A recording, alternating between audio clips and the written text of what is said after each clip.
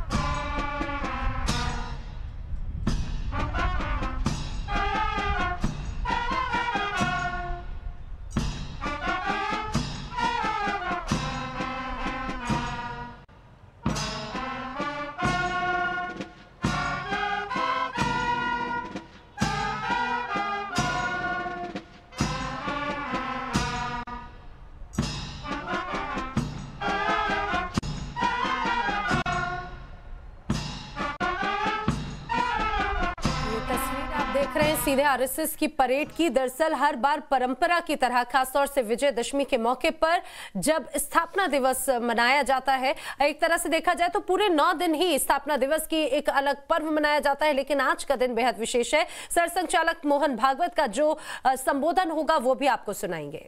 आज है विजयदशमी का पर्व, साथ ही साथ दुर्गा पूजा का भी आज समापन हो रहा है।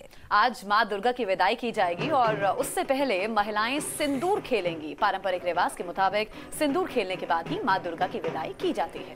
और इससे पहले बात अगर की जाए नवमी की, तो नवमी के दिन भी धनुची नाच के साथ में महिलाओं ने मां दुर्गा की स्तुति की।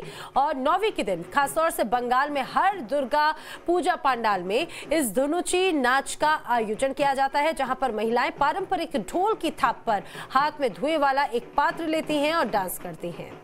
और हर नवरात्र में इस तरह की खूबसूरत तस्वीरें सामने आती हैं।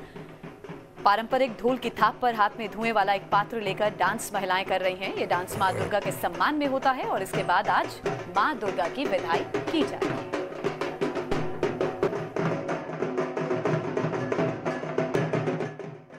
मां को विदा करने से पहले ये है मां के प्रति प्रेम और पागलपन, जिसका नाम है धनुची नाच।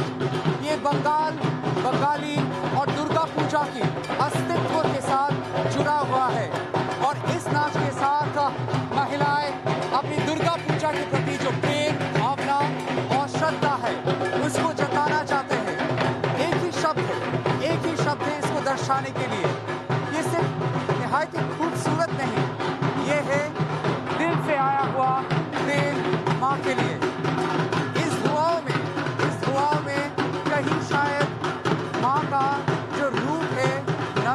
लगता है।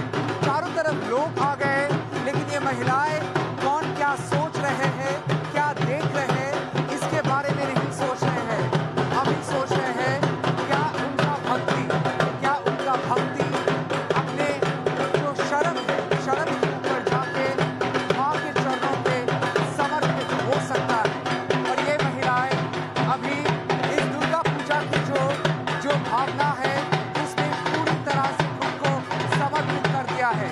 इन धुआओं में कहीं आपका प्रेम, आपका भक्ति, आपका विश्वास छिपा हुआ है।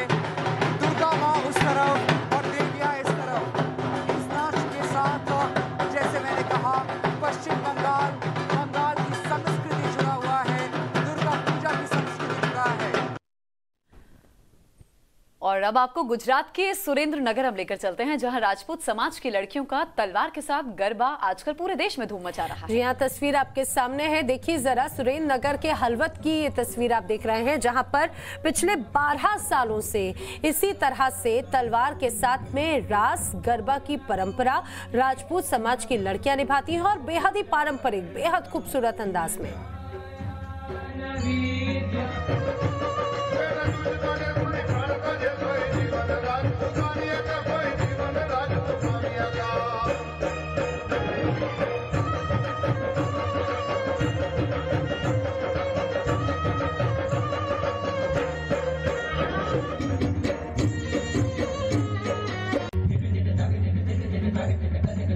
माता जगत जननी से उनकी प्रार्थना होती है, उसके बाद उनकी पूजा होती है, उनसे प्रार्थना होती है। उसके बाद गरबा के दौरान लड़कियां तलवारबाजी का जौहर भी दिखाती हैं। तस्वीरें हम आपको दिखा रहे हैं और इन्हीं तस्वीरों के साथ एक छोटे से ब्रेक के लिए यहाँ पर हम रुक रहे हैं। आप रहिए हमारे साथ, देखते रहिए टाइम्स नाउ नवभारत।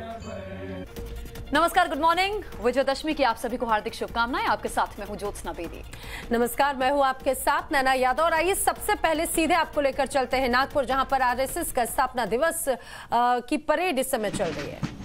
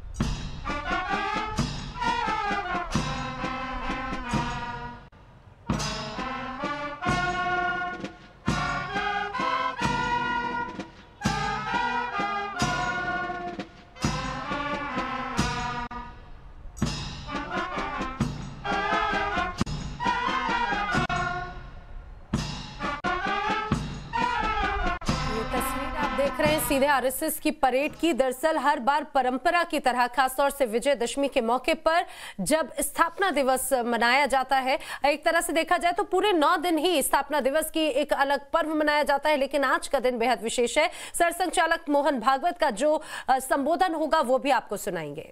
आज है विजयदशमी का पर्व, साथ ही साथ दुर्गा पूजा का भी आज समापन हो रहा है। आज मां दुर्गा की विदाई की जाएगी और उससे पहले महिलाएं सिंदूर खेलेंगी। पारंपरिक रिवाज के मुताबिक सिंदूर खेलने के बाद ही मां दुर्गा की विदाई की जाती है।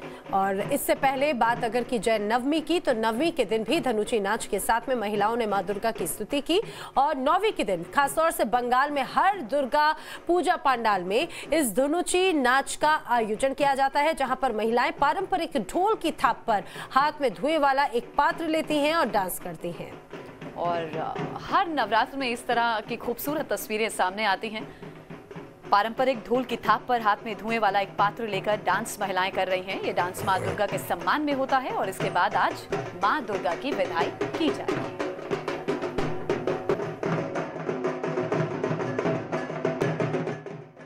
मां को विदा करने से पहले ये है मां के प्रति प्रेम और पागलपन, जिसका नाम है धुरुची नाच।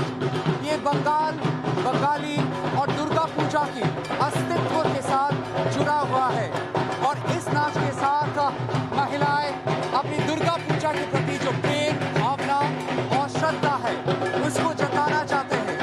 एक ही शब्द है इसको दर्शाने के लिए। ये सिर्फ निहायत ही खूबसूरत नहीं, ये है दिल से आया हुआ प्रेम मां के लिए। इस दुआओं में कहीं शायद मां का जो रूप है नजर आ सकता है। चारों तरफ लोग आ गए, लेकिन ये महिलाएं कौन क्या सोच रहे हैं, क्या देख रहे हैं, इसके बारे में नहीं सोच रहे हैं। हम ही सोच रहे हैं क्या उनका भक्ति अपने जो शर्म है, शर्म के ऊपर जाके मां के चरणों पे समर्पित हो सकता है। और ये महिलाएं अभी इस दुर्गा पूजा की जो भावना है उसमें पूरी तरह से खुद को समर्पित कर दिया है। इन दुआओं में कहीं आपका प्रेम, आपका भक्ति, आपका विश्वास छिपा हुआ है। दुर्गा माँ उस तरफ और देवियाँ इस तरफ। इस नाच के साथ जैसे मैंने कहा पश्चिम बंगाल की संस्कृति जुड़ा हुआ है, दुर्गा पूजा की संस्कृति जुड़ा है। और अब आपको गुजरात के सुरेंद्र नगर हम लेकर चलते हैं, जहां राजपूत समाज की लड़कियों का तलवार के साथ गरबा आजकल पूरे देश में धूम मचा रहा है। जी हाँ, तस्वीर आपके सामने है, देखिए जरा। सुरेंद्र नगर के हलवत की ये तस्वीर आप देख रहे हैं, जहां पर पिछले 12 सालों से इसी तरह से तलवार के साथ में रास गरबा की परंपरा राजपूत समाज की लड़कियां निभाती हैं और बेहद ही पारंपरिक, बेहद खूबसूरत अंदाज में।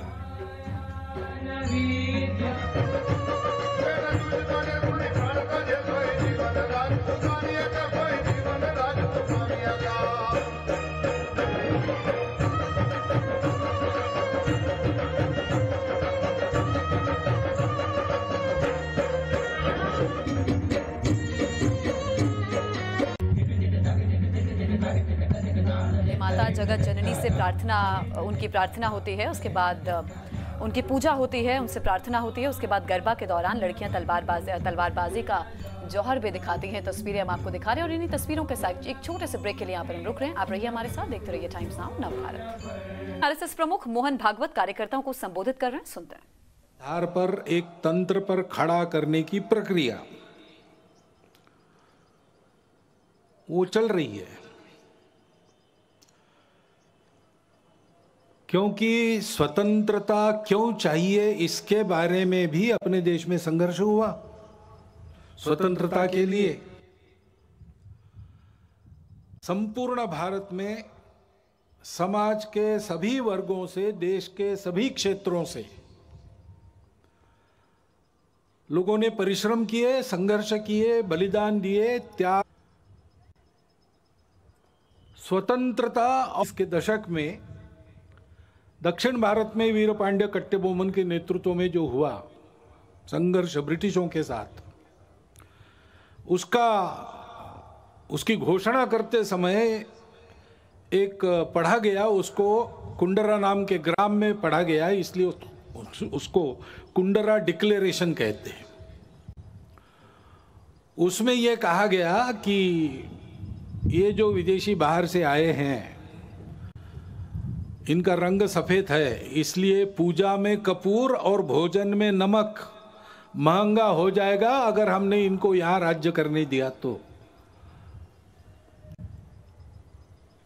और बहुत बाद में महात्मा गांधी जी ने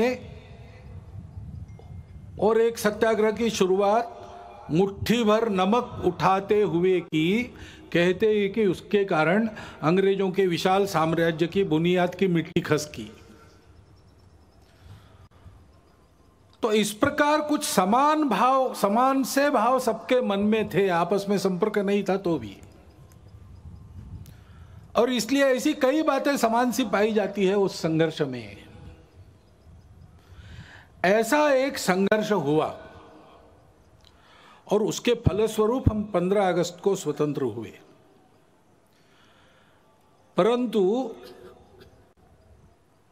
कालांतर में स्व की कल्पना ढीली पड़ी, अस्पष्ट हुई। उसके कारण स्वतंत्र होना है यानी क्या होना है, अपना स्व क्या है ये पता नहीं।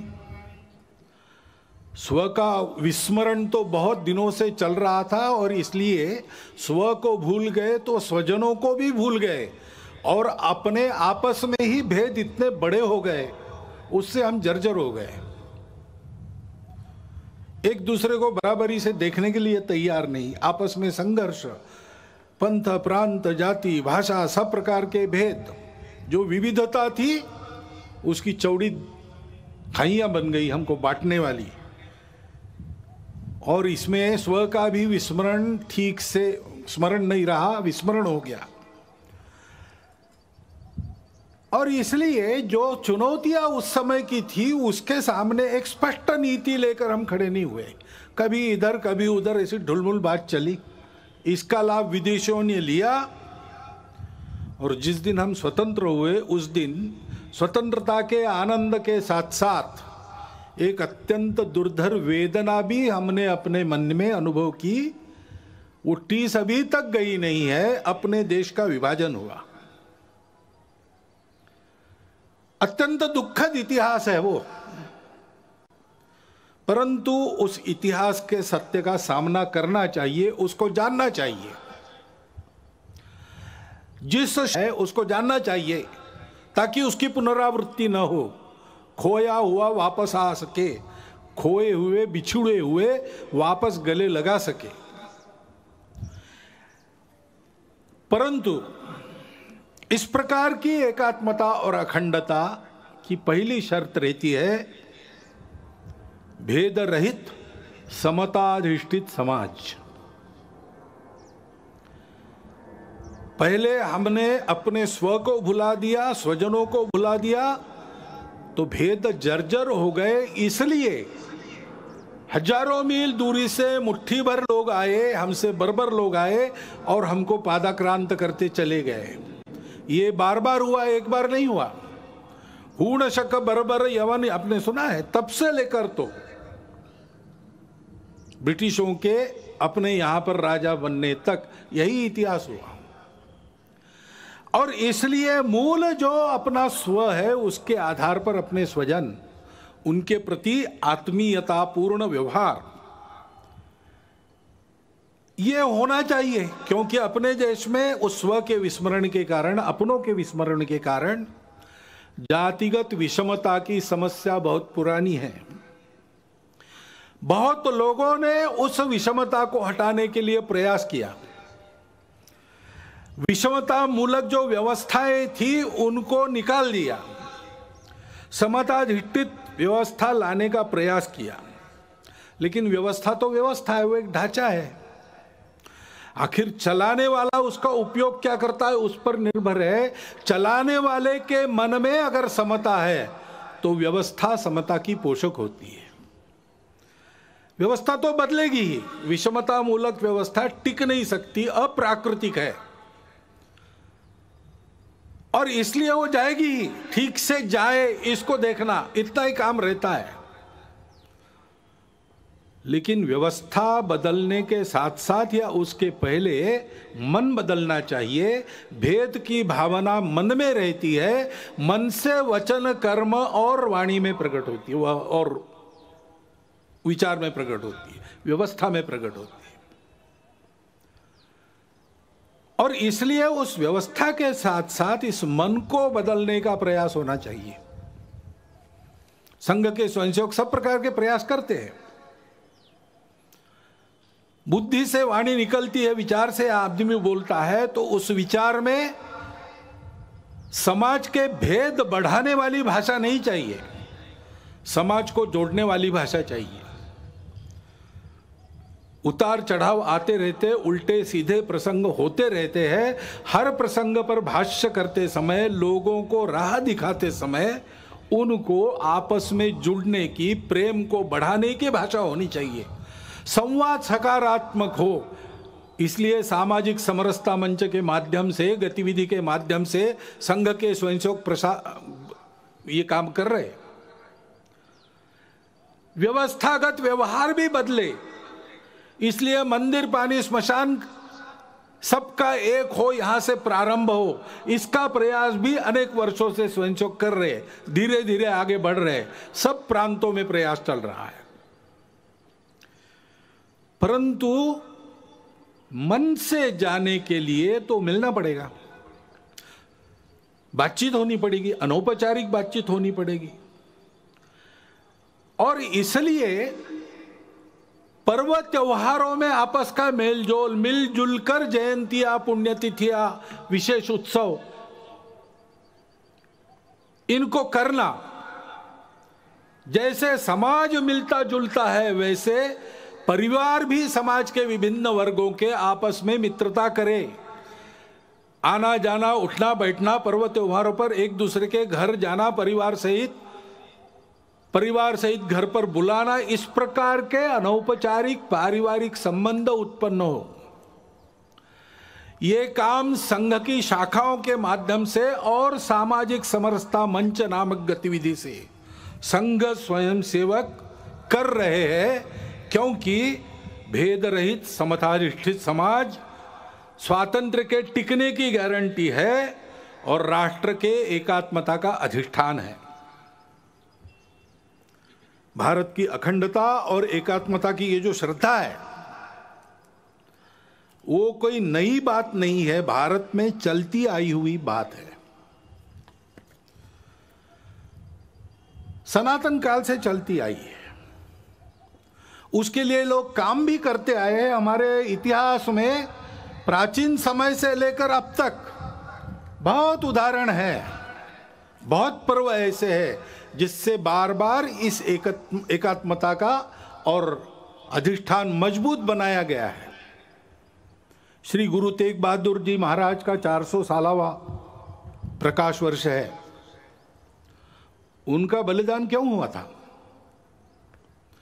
इसलिए हुआ था कि ये जो भारतवर्ष की चलती आई हुई एकात्मता की, प्रेम की, अखंडता की परंपरा है, उसका आधार तो यही है कि हम सब विविधताओं को स्वीकार करते, पूजा की भी विविधताओं को स्वीकार करते हैं। और उस समय देश में ये अत्याचार चल रहा था कि अपनी पूजा बदलो नहीं तो मरो। तो कश्मीर से लोग गुरुजी के पास आए, हाथ जोड़कर सुरक्षा के लिए विनती की। तेग बहादुर जी चले गए दिल्ली बादशाह के सामने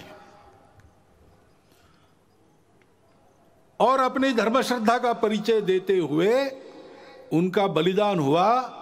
उन्होंने अपना सिर दे दिया, परंतु भारतवर्ष में इस प्रकार की पूजा की स्वतंत्रता बनी रहेगी, सबकी पूजा स्वीकार होगी, कोई एक दूसरे की पूजा पर जबरदस्ती नहीं कर सकता। यह जो अपने भारतवर्ष के संस्कृति का सार है उसको उन्होंने दिया नहीं, सिर दिया, सार नहीं दिया। इसलिए हिंद की चादर कहलाए। भारतवर्ष की स्वतंत्रता, भारतवर्ष की एकात्मता, अखंडता के लिए बलिदानों, मिनी वीरों की सनातन काल से जो आकाश गंगा यहां चली आ रही है, उस आकाश गंगा के वे सूर्य से थे। वह कल्पना हमारी समान सी है और प्राचीन काल से चलती आई है। स्वतंत्र जीवन कैसा होता है, स्वतंत्रता क्या है, सबके सुख की कल्पना है।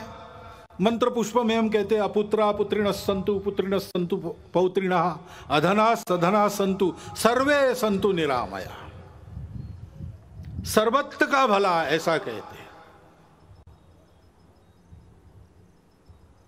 सबके सुख की कल्पना, किसी को नहीं छोड़ा, वसुधैव कुटुंबकम मानकर सब जिसमें सुखी हो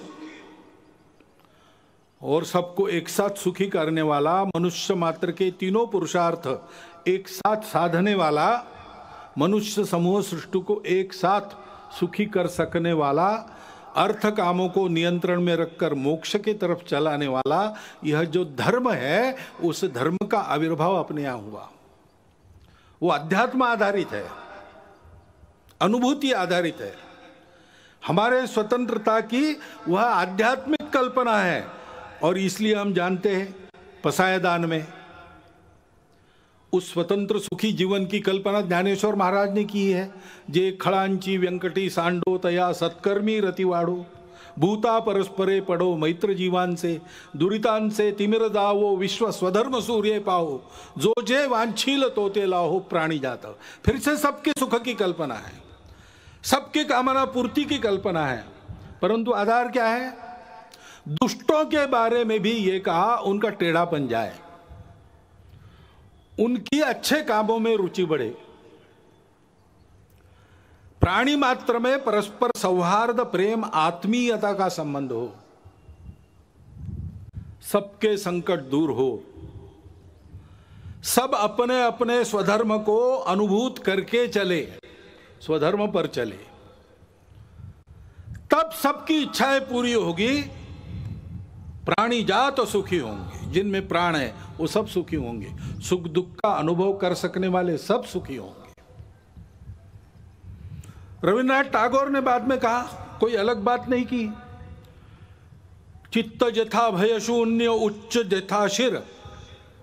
जहां चित्त भय से शून्य हो, जहां हम गर्व से माथा ऊंचा करके चल सके, जहां ज्ञान मुक्त हो, जहां दिन रात विशाल वसुधा के खंडों में विभाजित कर छोटे और छोटे आंगन न बनाए जाते हों, संपूर्ण मानवता की एकता की कल्पना, जहां हर वाक्य हृदय की गहराई से निकलता हो, सत्य पर चलने की कल्पना, हर दिशा में कर्म के अजस्त्र नदी के स्रोत फूटते हो और निरंतर आबादित बहते हो, निरंतर कर्मशीलता, आदि आदि जो पूरी कविता उनकी है वो हमारे स्वतंत्र जीवन की कल्पना देती है और उसके पीछे जो स्व है उसका आधार आध्यात्म है,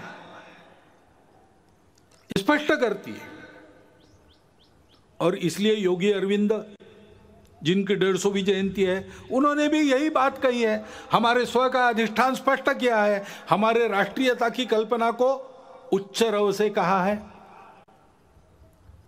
गांधी जी इसी आधार पर बोलते थे, उनको सबूत की आवश्यकता पड़ी तो धर्मपाल जी ने सबूत जुटाए और आजीवन तपस्या की, उसके आधार पर उन्होंने भारतवर्ष के ब्रिटिश का प्रभाव होने के पहले के जीवन का जो चित्र सबूतों सहित किया है, प्रमाणित है, वो चित्र भी उनकी भी शताब्दी है, जन्म शताब्दी, वो चित्र भी इसी बात की पुष्टि करता है।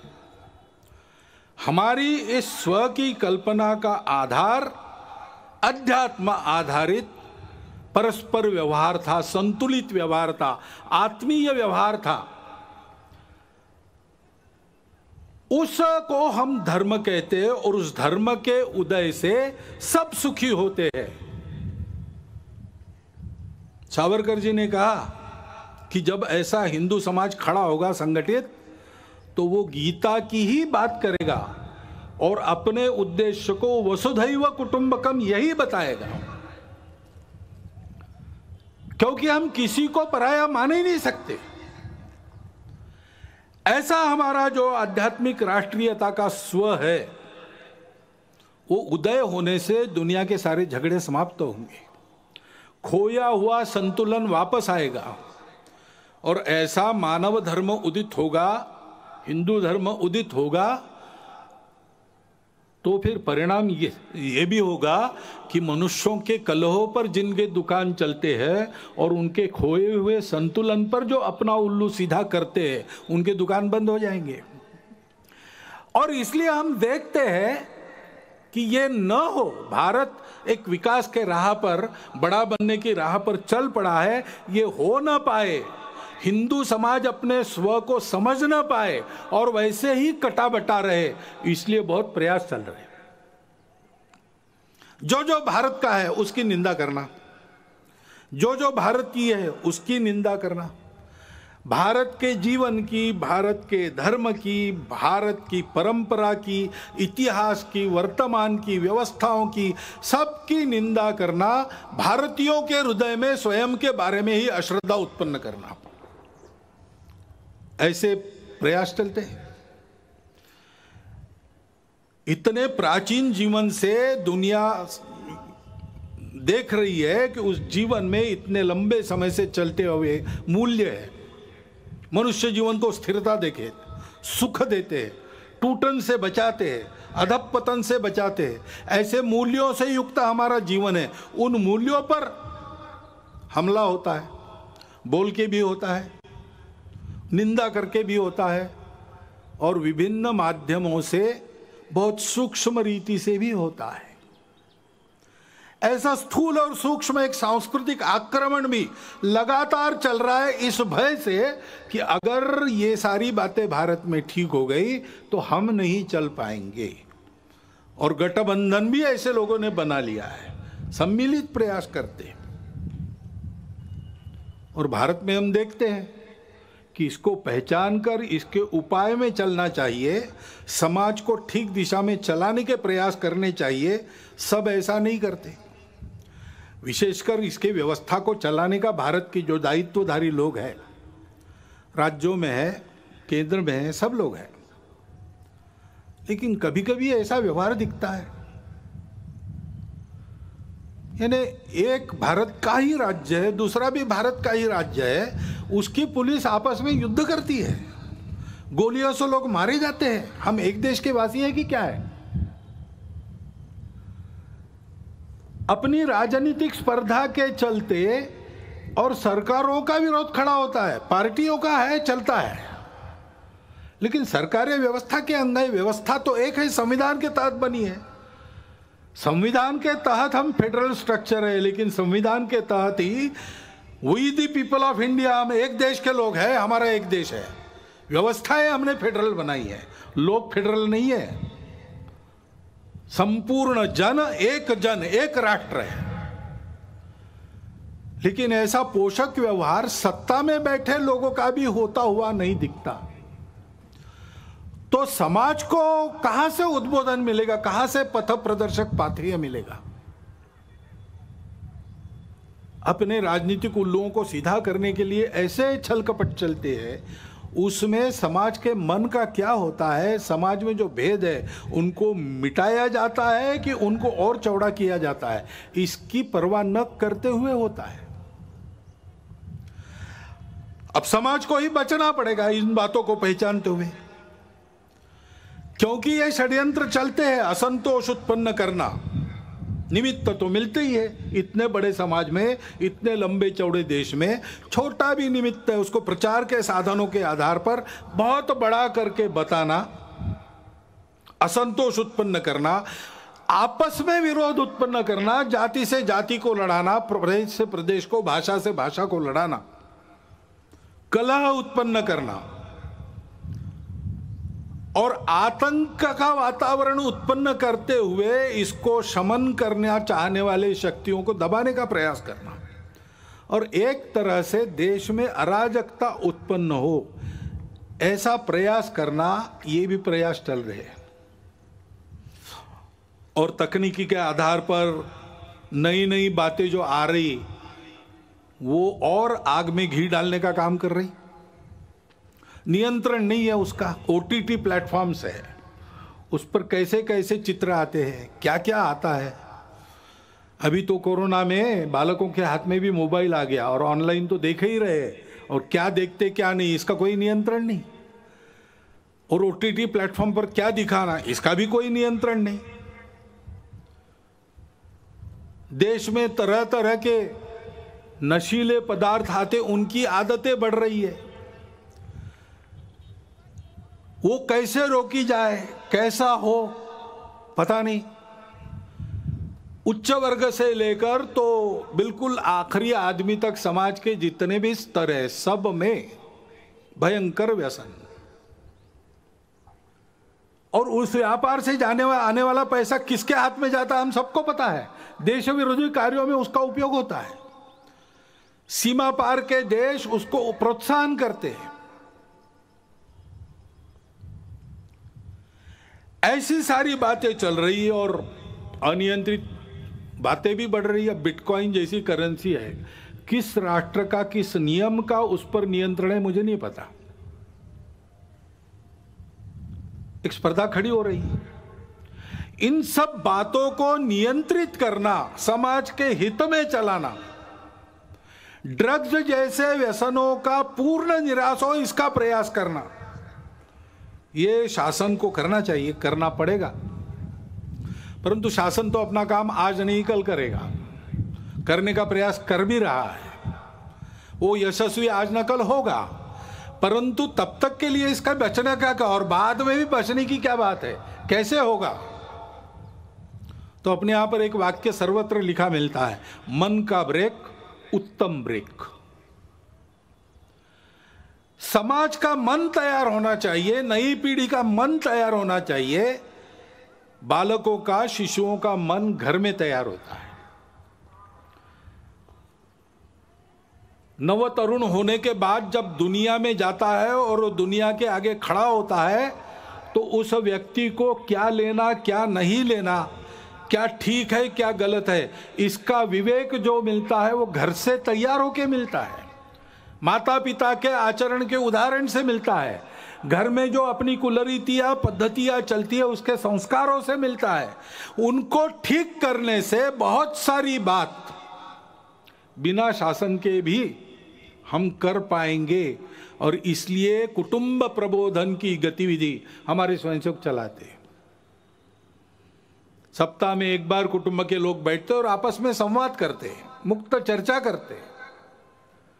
स्वभाषा स्वभूषा, अपना भजन भवन भ्रमण भोजन किस प्रकार से चलता है, कम से कम अपने घर की चौखट के अंदर हम लोग अपने स्व के आधार पर आचरण करते कि नहीं, घर में अपनी भाषा बोलते हैं कि नहीं, कागजों पर अपना हस्ताक्षर करते हैं तो अपनी मातृभाषा में करते हैं कि नहीं, करना चाहिए। जहां टाल सकते हैं विदेशी भाषा को टालो, जहां उसका उपयोग है और जहां अनिवार्य है वहां तो करना ही पड़ेगा, करेंगे भी, हमको किसी भाषा से थोड़ी बैर है। परंतु स्वभाषा स्वभूषा, अपना भजन अपना भोजन, इसका एक महत्व है। स्व का ज्ञान परंपरागत रीति से पीढ़ी दर पीढ़ी बनता रहे, इसलिए उस आचरण के बारे में चर्चा। और मैं अपने लिए रोज कुछ करता हूं, परिवार के लिए रोज करता हूं, समय देता हूं, पैसा देता हूं, देश समाज के लिए रोज क्या करता हूं, कितना खर्चा रोज करता हूं, इसका विचार होके ऐसे छोटे छोटे संकल्प लेना, और उसके आधार पर परिवार में सब लोगों का मन बनना चाहिए, नई पीढ़ी का भी बनना चाहिए। तो इस प्रकार के विपरीत वातावरण में भी उनकी प्रतिकार शक्ति जागृत रहने से, विवेक शक्ति जागृत रहने से वो उचित का ही चयन करेंगे। स्वाभाविकता तो उनका झुकाव अच्छे के तरफ ही है, केवल उसके लिए पोषक उनके मन बुद्धि के संस्कारों को बनाना चाहिए, उसके लिए ये गतिविधि चलती है। हमारे स्वयंसेवक भी और अन्य अनेक लोग भी ये काम कर रहे हैं। अभी इस प्रकार के हमारे प्रयास चलेंगे। बीच में कोरोना आ गया, कोरोना के पहले लहर का हमने बहुत अच्छा सामना किया, दूसरी लहर ने बहुत ज्यादा नुकसान किया। हम सब समाज में एक दुख का अनुभव कर रहे हैं। नई पीढ़ी के कई होनहार लोग, सक्रिय लोग इस कोरोना ने उठा लिए हम में से, असमय उठा लिए। उसका बहुत दुख है, उनके प्रति श्रद्धांजलि है। लेकिन वो होने के बाद भी तुरंत सावधान होकर पूरे समाज ने अपनी जान को हथेली पर लेकर दूसरे लहर का भी सामना किया, यशस्वी प्रतिकार किया। और अब तीसरे लहर की आशंका है तो भी अपना देश कोरोना के प्रतिकार में दुनिया में सबसे आगे है। ये परिस्थिति है। ऐसे कार्यकर्ताओं का अभिनंदन भी है, सारा देश अभिनंदन कर रहा है, हम भी उसमें सहभागी। तीसरे लहर की आशंका है, अब दिन ब दिन और मध्यम पड़ते जा रही है। लगता है कि नहीं आएगी, अथवा आएगी तो बिल्कुल परिणामकारक नहीं होगी। लेकिन किसी अनुमान पर निर्भर नहीं रहना चाहिए, तैयारी पूरी होनी चाहिए। गांव स्तर तक हर गांव में 5-7 कोरोना योद्धाओं की टोली तैयार रहे।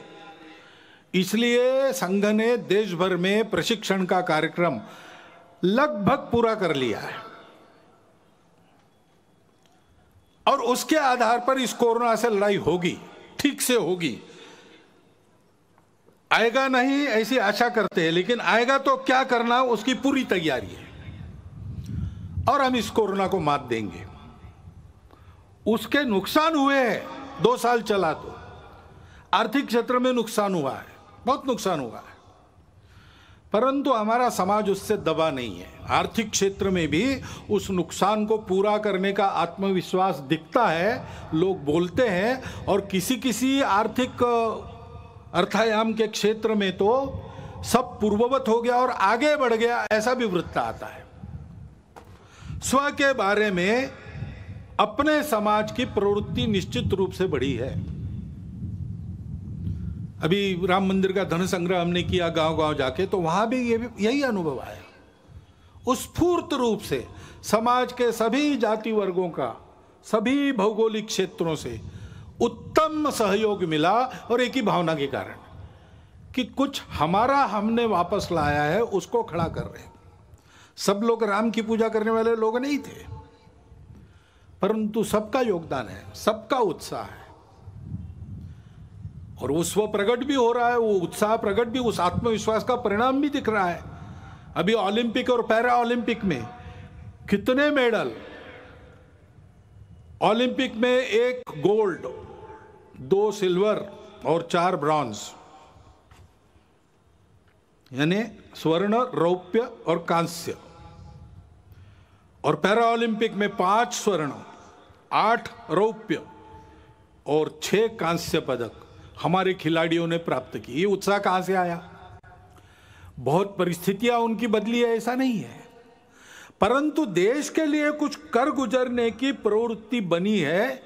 और इसलिए यह कोरोना की आपत्ति हमारे लिए स्व का चिंतन करने का एक अवसर भी बनी है। हमने अनुभव किया अपने स्व पर आधारित कई बातें कितनी उपयोगी है। उदाहरणार्थ अपने स्वास्थ्य का विषय है। स्वास्थ्य मनुष्य की ऐसी आवश्यकता है, उसको पूरा करने के लिए वो कुछ भी कर लेगा। बीमार है तो उपचार के लिए घर भी बेच देगा, लेकिन अच्छे उपचार और विश्वस्त उपचार जिससे निश्चित ही रहेगी मुक्त, रोग मुक्त होने की, ऐसे उपचार लेने के लिए कुछ भी करता है। तो हमने देखा कि देश में सबकी इच्छा है चिकित्सा सबको सुलभ रहे, सबके पास पहुंच सके और चिकित्सा महंगी न हो, सब आयु वर्ग के लोग उसका लाभ ले सके। वो सस्ती और सुलभ चिकित्सा पानी है तो स्व के आधार पर क्या विचार करेंगे? पहली बात है कि हमारी परंपरा में केवल इलनेस का, बीमारी का विचार नहीं किया, हमने वेलनेस का भी विचार पहले से किया है। आयुर्वेद में एक पूरा प्रकरण स्वास्थ्य वृत्त है, बीमार नहीं कैसे पड़ना। उसमें जैसे स्वच्छता का महत्व है, उस पर तो कई वर्षों से हम आगे आगे बढ़ रहे हैं। लोक स्वास्थ्य का, पब्लिक हेल्थ का विषय है, उस पर भी हमको बहुत तरीके से आगे जाना पड़ेगा, क्योंकि उसमें शासन को भी बहुत कुछ करना पड़ता है, समाज को भी बहुत कुछ करना पड़ता है। अपने घर की और स्वयं की स्वच्छता तो हम देख लेंगे, अपने मोहल्ले की स्वच्छता पर भी ध्यान देना पड़ेगा। सार्वजनिक स्थानों पर स्वच्छता बरतने की आदत लगानी पड़ेगी। स्वच्छता के लिए नंबर मिलते हैं आजकल शहरों को, अच्छी बात है, लेकिन दिखने वाली स्वच्छता और जहां नहीं कोई देखता वहां स्वच्छता नहीं, ऐसे लोक स्वास्थ्य में नहीं चलता। बीमारी हवा से भी आती है, और इसलिए लोक स्वास्थ्य के नियमों का ध्यान रखना और जीवन शैली मुख्यतः ठीक करना। प्राकृतिक जीवन शैली चाहिए, जितनी प्रकृति के पास रहेगी उतना हम स्वस्थ रहेंगे। पर्यावरण के साथ मेल खाने वाली जीवन चाहिए। हम बेतहाशा रासायनिक खेती का प्रयोग करेंगे तो कैंसर तो बढ़ेगा ही। हम अगर हर जगह प्लास्टिक से प्रदूषण लाएंगे तो हम जिस सांस से हवा भरते हैं वो सांस अपनी विषैली हो जाएगी। और इसलिए हमारे यहां पानी का उपयोग ठीक से करना, नाप तोल कर करना। पानी सबके लिए आवश्यक है, लेकिन अगर हम पानी को अमर्यादित खर्चा करने लगे तो सबको पानी नहीं मिलेगा, और सब सुखी होंगे तभी हम सुखी होंगे, नहीं तो नहीं होंगे। प्लास्टिक का उपयोग कम से कम करना चाहिए, कम से कम, जिसको अंग्रेजी में सिंगल यूज प्लास्टिक कहते हैं, उसको तो आप जीवन से हटाने की बारी आ गई। और जहां बनता है, घर से लेकर, आंगन से लेकर, मोहल्ले, गांव, जंगलों, खेतों तक हरियाली बढ़ाना, वृक्षारोपण करना, ये करने की आवश्यकता है। उसके लिए पर्यावरण गतिविधि चलाते हैं स्वयंसेवक। पर्यावरण के क्षेत्र में बहुत लोग काम करते हैं, जल संधारण से लेकर सारी बातों में। पर्यावरण गतिविधि प्रत्येक परिवार में पानी बचाना, प्लास्टिक हटाना और हरियाली बढ़ाना, इन तीन का छोटी छोटी बातों से लेकर सब में आचरण उत्पन्न हो, इसके लिए प्रयास करते हैं। क्योंकि ये ऐसी जो पर्यावरण की शैली है वो स्वास्थ्य को भी ठीक करती है और खर्चा भी बचाती है। कोरोना काल में जितने विवाह हुए कितने सस्ते में हुए। हमारे ध्यान में कई बातें आ गई कि हम जो खर्चा करते हैं वो कितना खर्चा फालतू होता है, इससे कम में हम जी सकते हैं। जो मिलता है उसमें अपने घर गृहस्थी को रोटी, कपड़ा, मकान, स्वास्थ्य, शिक्षा, अतिथि सत्कार, ऐसी न्यूनतम आवश्यकताओं को ठीक से पूर्ण कर सकते हैं। अब कोरोना जाएगा, जाने को है, अपनी सुधरी हुई आदत को फिर से नहीं बिगाड़ना, इसका हमको ध्यान देना पड़ेगा। और इसलिए पर्यावरण के साथ स्वास्थ्य को साधते हुए हमको ये भी प्रयास करना पड़ेगा कि सब प्रकार की पैथियों को मान्यता देते हुए अपने अपने पैथी का अहंकार, अभिमान तो रहना चाहिए, गौरव तो रहना चाहिए, अहंकार नहीं होना चाहिए। कुछ बीमारियों को कुछ पैथी में इलाज है, किसी में नहीं है। हर एक चिकित्सा पद्धति का अपना अपना तत्वज्ञान है। मतभेद हो सकते हैं लेकिन विरोध नहीं होना चाहिए। सभी चिकित्सा पद्धतियों का समन्वय करते हुए सबको सुलभ हो सके ऐसी चिकित्सा हम दे सकते, क्योंकि कुछ पद्धतियों में इलाज महंगे हो जाते, उसका इलाज नहीं कुछ पद्धतियों में वही इलाज बहुत सस्ता हो जाता है उसी बीमारी का, और गुण भी मिलता है। तो इसलिए सभी पद्धतियों का समन्वय करते हुए कैसे आगे बढ़ेंगे, और सबको एकदम बहुत गंभीर चिकित्साओं का सामना नहीं करना पड़ता। छोटी मोटी रोज की बीमारियां होती है तो प्राथमिक चिकित्सा अपने गांव में ही उपलब्ध रहे, उसमें डॉक्टर वैद्य भी हो, और अंग्रेजी में कहते हैं बेयरफुट डॉक्टर्स, आरोग्य रक्षक, ऐसी भी कोई व्यवस्था बने।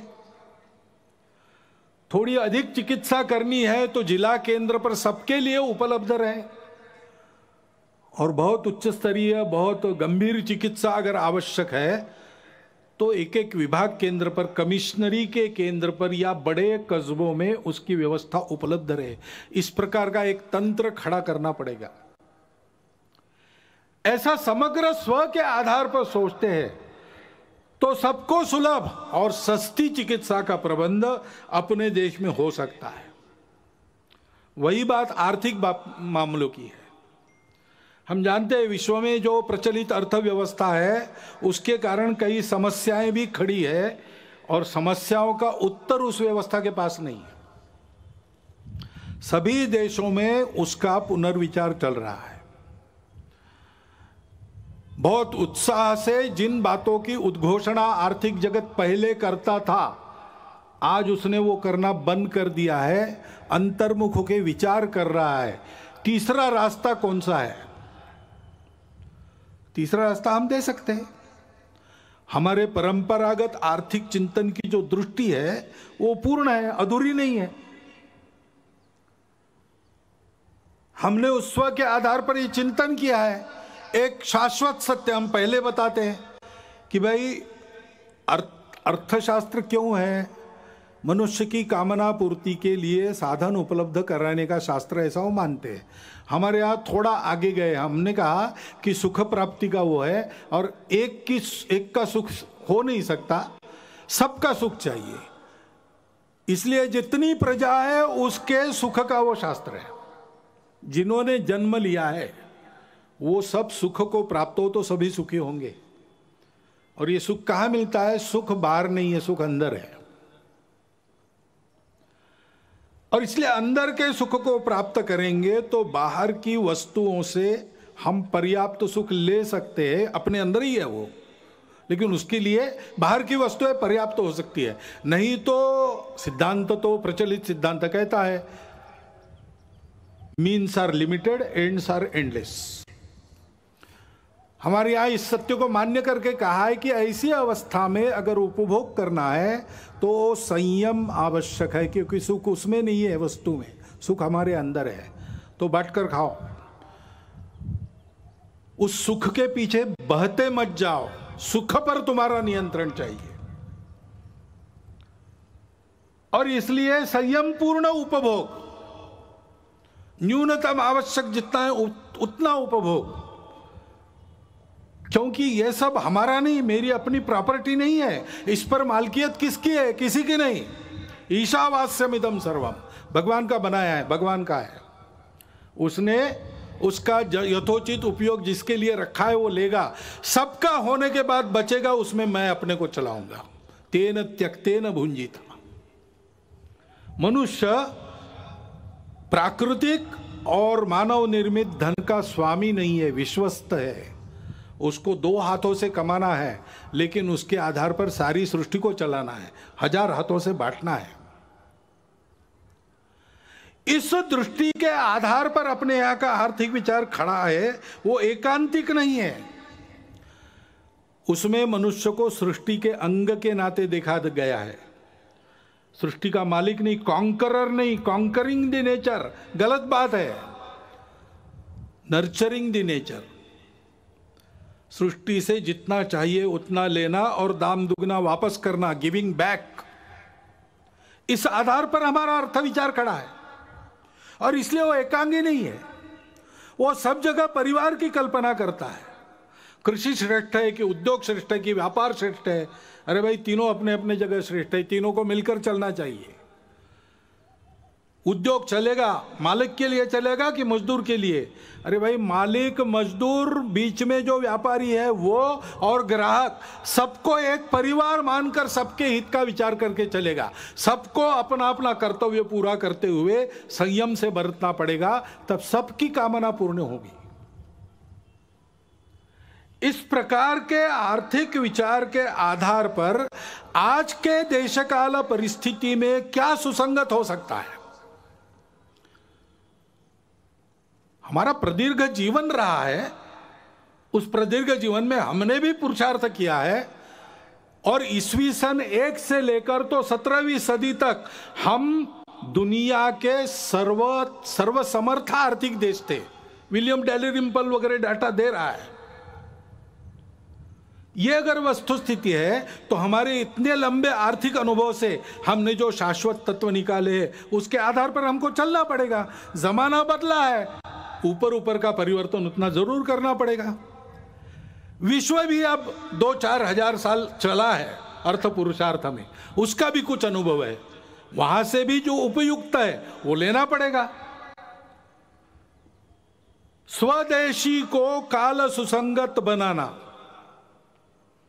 और विदेशी को देश सुसंगत बनाना, इसके आधार पर अपने स्व पर आधारित एक नया आर्थिक प्रतिमान संपूर्ण दुनिया को देना, ये दुनिया की अभी आवश्यकता है।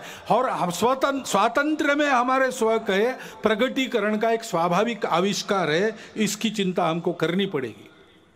और ये बात जब सोचते हैं तो एक सब लोग आजकल कहते हैं, पहले इतना नहीं कहते थे, आजकल कहते हैं, वो कहते हैं ये जनसंख्या क्या करेंगे, बढ़ती जा रही है। तो जनसंख्या नीति तो होनी चाहिए। अपने यहां विचार हुआ है, एक परिवार में 2.1 ऐसा कहा है ना, 2 बालक रहे, ऐसा विद्वानों ने मिलकर निश्चित किया, सरकार ने उसको स्वीकार किया, ये सब हुआ है। लेकिन हमको लगता है कि एक बार फिर विचार कर लेना चाहिए, क्योंकि 2 बातें, सारी बातों का विचार करना। अभी हमारे देश में, हमारा युवाओं का देश है, 56-57% युवा है। 30 साल के बाद ये सब बूढ़े बनेंगे, उनको खिलाने के लिए भी हाथ लगेंगे। कितने हाथ लगेंगे, कितने लोगों को खिला सकेंगे, और उस समय जितने लोगों को खिलाना है उसके लिए काम करने वाले कितने लगेंगे, दोनों बातों का विचार करना पड़ेगा। इतना हम बढ़ेंगे तो पर्यावरण कितना झेल सकता है, हमारी माताएं उस दृष्टि से कितनी सक्षम है, उनको खुद के पैरों पर खड़ा रखने का सामर्थ्य, उनका सशक्तिकरण कितना हुआ है, वो कितनी प्रबुद्ध है, हम उनको कैसा ऐसा बना सकते। एक 50 साल आगे तक का विचार करके एक नीति बनानी चाहिए, और उस नीति को सब पर समान रूप से लागू करना चाहिए। क्योंकि जैसे जनसंख्या एक समस्या बन सकती है, वैसे जनसंख्या का असंतुलन भी समस्या बनती है, बन रही है देश में, दुनिया में हम देख रहे हैं, सब लोग बोल रहे हैं। इसमें किसी के प्रति बुरा भाव नहीं रहता है। अरे इसलिए हमने एक 2015 में ही प्रस्ताव पास किया इसके बारे में। उस प्रस्ताव को मैं पढ़ के बताता हूं। जनसंख्या वृद्धि दर में असंतुलन की चुनौती।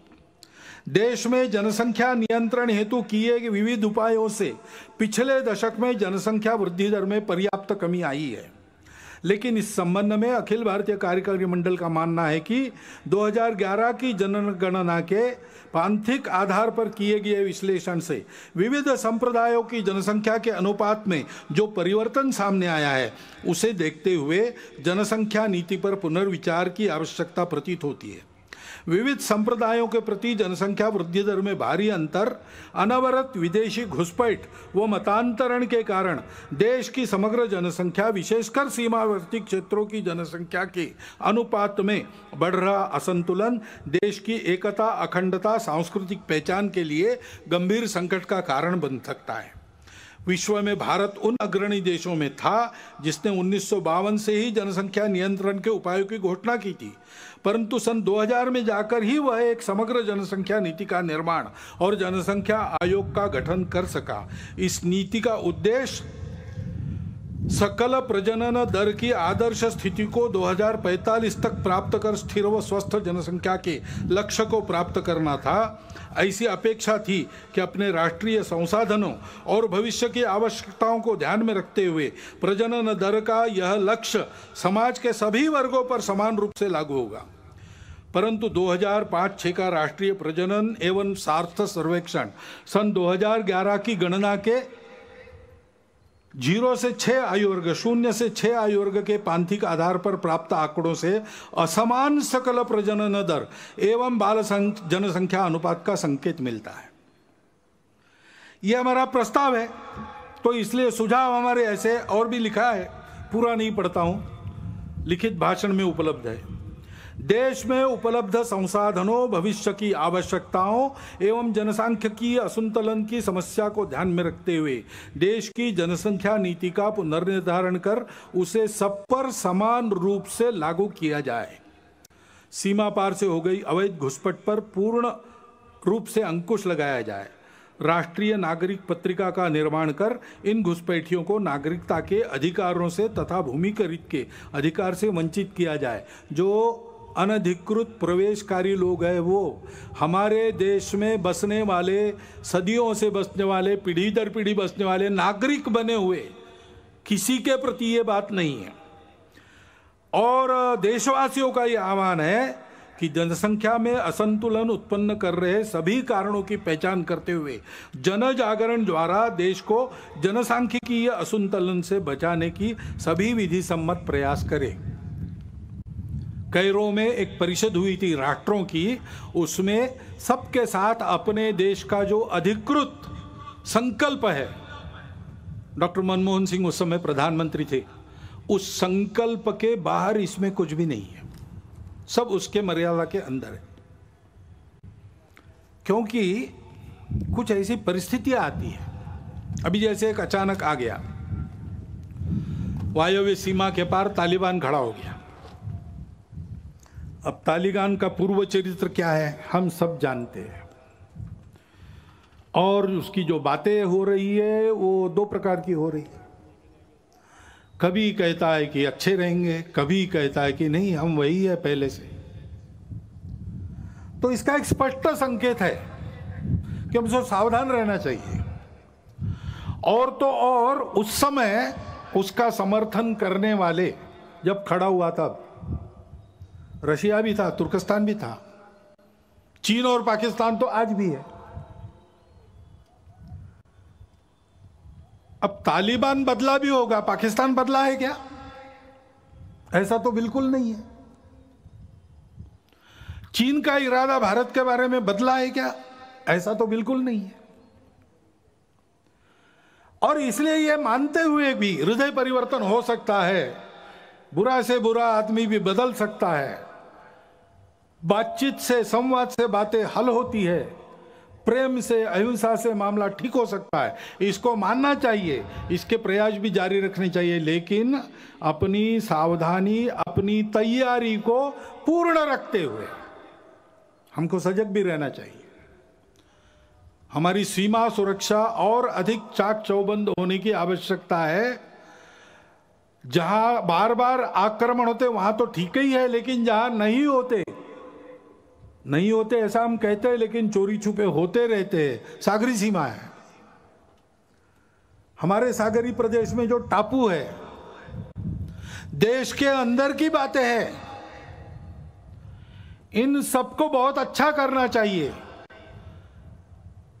इंटरनेट के उपयोग के कारण अब साइबर सिक्योरिटी का भी प्रश्न खड़ा हो गया है, उसके मामले में हमको बहुत आगे जाना पड़ेगा, हम जाएंगे।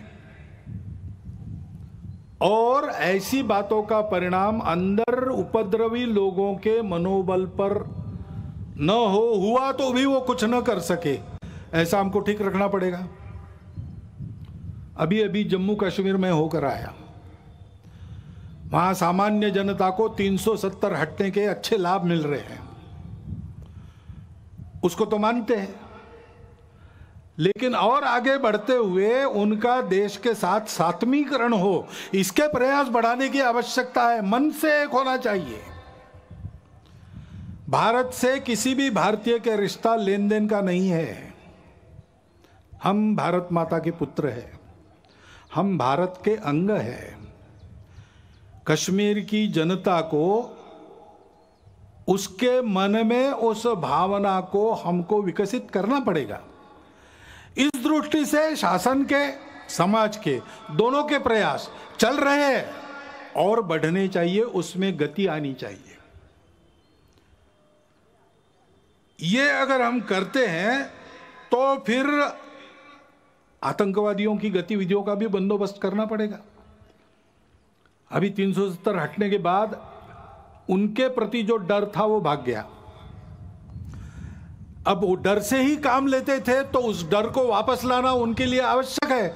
इसलिए चुन चुन कर जैसे पहले करते थे, मनोबल गिराने के लिए टारगेटेड वायलेंस, लक्षित हिंसा वो कर रहे हैं। उद्देश्य कई है उनका कि अपने डर को फिर से स्थापित करना, और समाज वहां संघर्ष कर रहा है। वो कह रहा है कि एक बार डरे डरे अब नहीं डरेंगे, आप डर को वापस नहीं ला सकते। लेकिन शासन को भी बड़ी चुस्ती से इसका बंदोबस्त करना पड़ेगा, तब इस संघर्ष को हम ले लेंगे, जीत लेंगे। हिंदू समाज को ये सब करना पड़ेगा। और हिंदू समाज के अपने भी कुछ प्रश्न है, जैसे मंदिरों का प्रश्न है। हिंदू समाज के मंदिरों की स्थिति बहुत अच्छी नहीं है, लेकिन देश के हर भाग में अलग अलग है। दक्षिण के प्राय सभी मंदिर सरकार के अधीन है। छोटे छोटे मंदिर जो स्वतंत्र है वो उपेक्षित है। बाकी भारत में कुछ मंदिर सरकार के अधीन है, कुछ मंदिर भक्तों के अधीन है। सरकार के अधीन भी कुछ मंदिर बहुत अच्छे चलते हैं, बहुत सुंदर, साफ सुथरे, प्रेरणा देने वाले, भक्तों की मदद, समाज की सेवा करने वाले। सरकार के अधीन भी है और भक्तों के अधीन भी मंदिर बहुत अच्छे चल रहे। दिल्ली का झंडे वाला मंदिर है, अपने आप पास में शेगांव का मंदिर है, भक्तों के अधीन है, उत्तम चल रहे, व्यवस्थित चल रहे, पवित्र चल रहे, स्वच्छ चल रहे, और समाज की भी कई प्रकार से सेवा करते हैं। ऐसे व्यवस्थापन की दृष्टि से वैष्णो देवी मंदिर सरकार ने लिया, वो ठीक चल रहा है। जगमोहन जी थे, वो श्रद्धालु थे, इसलिए ठीक हो गया प्रबंध। लेकिन जहां ऐसा नहीं है, वहां क्या हो रहा है? लूट चल रही है। मंदिरों की जमीन बेची गई, मंदिर की संपत्ति हड़पी जाती है। हिंदू मंदिरों की संपत्ति अहिंदू, जिनको हिंदू देवी देवों पर श्रद्धा नहीं है, उनके लिए लगाई जाती है। हिंदू को भी आवश्यकता है, वहां नहीं लगाई जाती। और इसलिए सुप्रीम कोर्ट के निर्णय भी है, सब प्रकार के हैं। यह भी कहा है सुप्रीम कोर्ट ने कि मंदिर के मालिक भगवान है और कोई नहीं हो सकता, पुजारी केवल व्यवस्थापक है।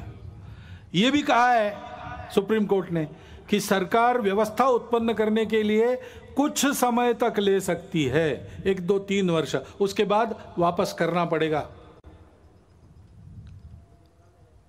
और इसलिए एक बार इसका निर्णय होना चाहिए ठीक से। और निर्णय यह भी होना चाहिए, हिंदू समाज इन मंदिरों को कैसे रखेगा, हिंदू समाज की क्या व्यवस्था है अपने मंदिरों को, जैसे वो पहले समाज के जीवन के केंद्र हुआ करते थे वैसे चलाने का। क्योंकि हिंदू समाज की श्रद्धा जगे, हिंदू समाज का बल जगे, हिंदू समाज के लोगों के आपत्तियों का निवारण हो, उनको श्रद्धा मिले, उनको सहारा मिले। इस दृष्टि से हिंदू समाज की ये जो सारी व्यवस्थाएं आज भी है, पतित हो गई है, उनको ठीक करने के लिए हिंदू को जगाना पड़ेगा। क्योंकि हिंदू समाज का ऐसा होना ही सारी बातों का आधार है। हमारे देश का स्व आध्यात्मिक है, उसमें अनेक पूजाएं आ सकती है, बाकी पूजाएं समाई भी जा सकती है। वो पूजा पर निर्भर नहीं करता। शासन प्रशासन देश को कैसे चला गया एक बात होती है, लेकिन देश को तो सही अर्थों में समाज चलाता है। और अपने समाज का जो स्व है, वो स्व छोटी पहचानों के संकुचित अहंकार को भूलकर उनको स्वीकार करना, पहचानों को उनका पूर्ण सम्मान करना, उन सब पहचानों को आदर और विकास का अवसर मिलना, परंतु उसके अहंकार में फंसना नहीं। उससे बड़ा हम सब एक समाज है। ये संपूर्ण भारतवर्ष हमारी मातृभूमि है। राष्ट्र हमारे यहाँ राज्य आधारित नहीं है, नेशन स्टेट नहीं है। हमारे यहाँ जनपदवती भूमि, ये राष्ट्र का आधार है। जनपद यानी समाज, समाज यानी केवल भीड़ नहीं, समाज यानी एक समान लक्ष्य लेकर आगे बढ़ने वाला समूह, परस्पर आत्मीयता का संबंध रखने वाला, एक मातृभूमि का अपने आप को मानने वाला। ये भारतवर्ष व्यवस्थाओं में भी विविध था, लेकिन सदैव एक राष्ट्र रहा है और उसका स्व है सभी विविधताओं का स्वीकार सम्मान। सब उपासनाओं का हम स्वीकार कर सकते हैं। ये बात सही है कि उपासना आक्रमणकारियों के साथ भी दुनिया की दो यहां आई है, शरणार्थी होकर भी दुनिया की दो उपासनाएं यहां आई है, यहूदी और पारसी। इस्लाम और ईसाइयत आक्रामकों के साथ प्रवेश कर गई है, आक्रामकों के साथ बढ़ी, लेकिन वो इतिहास हो गया। उन आक्रामकों के साथ नाता नहीं है किसी का। सब अपने उन हिंदू पूर्वजों के वंशज है जो इस विविधता को एकता का ही आविष्कार मानकर सबका स्वीकार सम्मान करते थे, आपस में प्रेम से मिलजुल कर रहते थे और सभी एक दूसरे का आदर करके चलते थे। उन्हीं हिंदू पूर्वजों को सब वंशज है। वही भारतवर्ष सबकी मातृभूमि है, जिसके सिवाय किसी को गति नहीं है और कहीं। और उसकी यह सबको अपना मानने वाली सा प्रथमा संस्कृति विश्ववारा, ऐसा गौरव से जिसको कहा गया है, मनुष्य में मनुष्यत्व को जागृत करने वाली उस संस्कृति का असर सब पर है। उस संस्कृति को मानकर सब पर चलना, ये सबने मान्य करना चाहिए। इसमें किसी को पूजा नहीं छोड़नी पड़ती, भाषा नहीं छोड़नी पड़ती, कुछ नहीं छोड़ना पड़ता। अपना कट्टरपन, अपने मन के अलगाव की भावना और अपनी छोटी पहचानों का अनुचित अहंकार छोड़ना पड़ता है। उसका गौरव सुरक्षित रहता है, उसकी प्रतिष्ठा, उसका स्वीकार सम्मान सुरक्षित रहता है। राष्ट्रवासियों के लिए इस आह्वान का स्वीकार करके ही भारत की एकात्मता, अखंडता वापस आएगी। यही इमोशनल इंटीग्रेशन कहा गया है, जिसका आह्वान अपने संविधान ने किया है। इसके लिए सबने प्रयास करना चाहिए, ऐसा दिग्दर्शन किया है।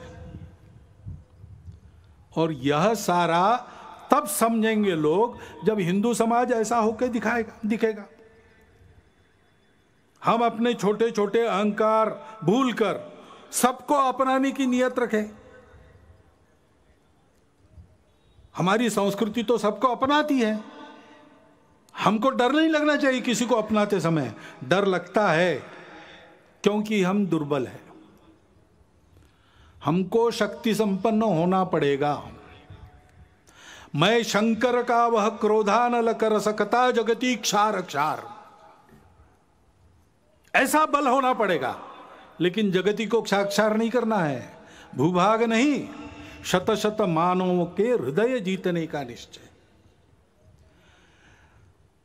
जो हाथ उठाए उसका हाथ न रहे, इतना सामर्थ्य होना चाहिए। लेकिन सामर्थ्य का उपयोग क्या करना चाहिए? दुर्बलों की रक्षा। शील और शक्ति को साथ में लेकर हिंदू समाज को चलना चाहिए, क्योंकि दुनिया दुष्टों की है, वो बिना शक्ति सत्य को भी नहीं मानती। तो हिंदू समाज को अपने भेद भूलकर संगठित होना पड़ेगा, शक्ति संपन्न होना पड़ेगा। सबको समझना पड़ेगा कि इस अर्थ में हम सब हिंदू हैं। इसको समझा, इसलिए तो हमारे इतिहास में राणा सांगा के साथ अकबर से लड़े, बाबर से लड़े, हसन खां मेवाती हो गए। राणा प्रताप के साथ अकबर को टक्कर देने वाले हकीम खां सूरी हो गए। खुदा बख्श और गौस खां जो अंतिम सांस कर झांसी की रानी और उसके वंशजों के साथ रहे, वो हो गए। पंडित राम प्रसाद बिस्मिल जी के जिगरजान दोस्त अशफाक उल्ला खान जैसे क्रांतिकारी उसी ने हमको दिए। बारामुल्ला में कबाइलियों के आक्रमण के आगे देश के एकात्मता को किसी प्रकार से समझौते में न लाते हुए अपना बलिदान करने वाले मकबूल शेरवानी भी उसी के कारण हुए। अपने सेना के वीर जवानों में ब्रिगेडियर उस्मान से लेकर हवालदार अब्दुल हमीद जैसे वीर इसी के कारण हुए। इतिहास है, कभी इस्लाम आक्रमक के नाते आया, उनसे हमारा नाता नहीं है। आज हमको मुसलमान रहना भी है, हम रह सकते हैं, अपना देश उदार है। हमारे आदर्श ऐसे मुसलमान होंगे जो देश के प्रति न्यौछावर हो गए। हमारा जीवन वैसा बनना चाहिए। हिंदू समाज अपने आप को संगठित शक्ति संपन्न बनाकर इस अपनत्व की भाषा से लोगों को समझाता है तो अपने देश में लोग समझ जाएंगे कि आतंक, कट्टरता, द्वेष और स्वार्थ के समय में दुनिया में कोई नहीं है जो इससे तारेगा। केवल वह हिंदू समाज है वो जो सबको स्वीकार करता है और वो शक्ति संपन्न है, वो इस दायित्व का निर्वाह कर सकता है। यह भारतीय संस्कृति सबको दे सकता है, उसमें वह बल खड़ा हो गया है। इस बल को खड़ा करना अपना काम है। इतिहास की घटनाओं को विद्वेष के लिए नहीं स्मरण करना है, उससे सबक लेकर यह न बढ़े विद्वेष, इसके लिए सुनना है। जन्मेजय ने व्यास जी को सर्पयज्ञ उसका जब खंडित हुआ तब यही कहा कि हमने सुना कि हमारे जो पूर्वज थे कौरव और पांडव, उनमें बड़ा भयंकर संहारकारी युद्ध हुआ। ये कैसे हुआ? ये आपस में शत्रुता क्यों बढ़ी? दोनों तो भाई भाई थे और दोनों तरफ अच्छे अच्छे लोग थे, कर्तृत्व संपन्न लोग थे। कौन सी ऐसी खटास थी जो दूर नहीं हो सकी? क्या किसी ने उस बैर को शमन करने का प्रयास नहीं किया? ये महाभारत क्यों हुआ बताइए। तब व्यास जी ने महाभारत की कहानी बताई, कलह बनाने के लिए नहीं, कलह मिटाने के लिए बताई। भारत के साथ संपूर्ण मानवता की परस्पर आत्मीयता सदा के लिए अभिन्न रूप से जुड़ी है। उस भारत को, उस परंपरा को, संस्कृति को, समाज को सर्वांग सुंदर रूप से सबल होकर खड़ा होना पड़ेगा।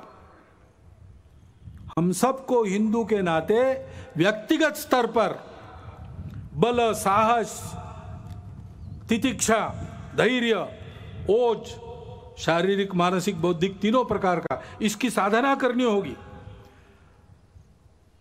समाज के नाते सारी बातों का उपाय करने के लिए सामूहिक कार्य करने का अभ्यास करना होगा। सामूहिकता से चलने की स्वभाव में आदत डालनी पड़ेगी। यह बल किसी की विरोध और प्रतिक्रिया में नहीं है। हमारी फूट के चलते हमको तोड़कर अपने स्वार्थ के उल्लू सीधा करने के लिए सब लोग ताक पर है। इसको समझते हुए, और ये हमारा स्वभाव होना चाहिए हिंदू के नाते, संगठित रहना, बल संपन्न रहना, संपूर्ण मानवता के लिए अपने बल का उपयोग करना। ये कर्तव्य निर्वाह करने के लिए ऐसे हिंदू समाज को खड़ा होना पड़ेगा, क्योंकि जागरूक, संगठित, बल संपन्न और सक्रिय हिंदू समाज ही सब समस्याओं का समाधान है। यही काम तो हम करते हैं। भारत के ओर से भारत की जो प्रगति है उससे विकास की अपेक्षा भारतीयों की जैसी भारत से है, वैसे संपूर्ण विश्व की अपेक्षा है एक नई राह दिखाने की। उसके लिए भारत को तैयार करना, अपनी विविधता को अपनी एकता का श्रृंगार बनाकर बल के साथ सब प्रकार के जीवन का उत्तम उदाहरण बनकर दुनिया में खड़ा, संपूर्ण देश को प्रेम से पुकारता, ललकारता हुआ, अपनी छत्र छाया में अधिक अच्छे मनुष्य बनकर सृष्टि के साथ कल्याण की राह पर अग्रसर करने वाला विश्व गुरु भारत हमको खड़ा करना है। संघ के स्वयंसेवकों की अपेक्षा इसके लिए है, और आप सब समाज के लोगों का योगदान भी उसमें संघ चाहता है। इस यज्ञ में आपकी भी सबकी संविदा पड़े, सारा समाज इसके लिए अग्रसर हो तो भारत का भाग्य बदल जाएगा। वो भाग्य बदलना है, वो भारत की आवश्यकता है, वो समय की, विश्व की आवश्यकता है। और इसलिए भ्रांति जनमन की हटाते, क्रांति का संगीत गाते, एक के दशलक्ष होकर कोटियों को है बुलाते। इस पद्धति से हमको आगे बढ़ना है, क्योंकि तुष्ट माँ होगी तभी तो विश्व में सम्मान पाकर बढ़ रहे हैं चरण गणित, बस इसी धुन में निरंतर। भारत माता की जय।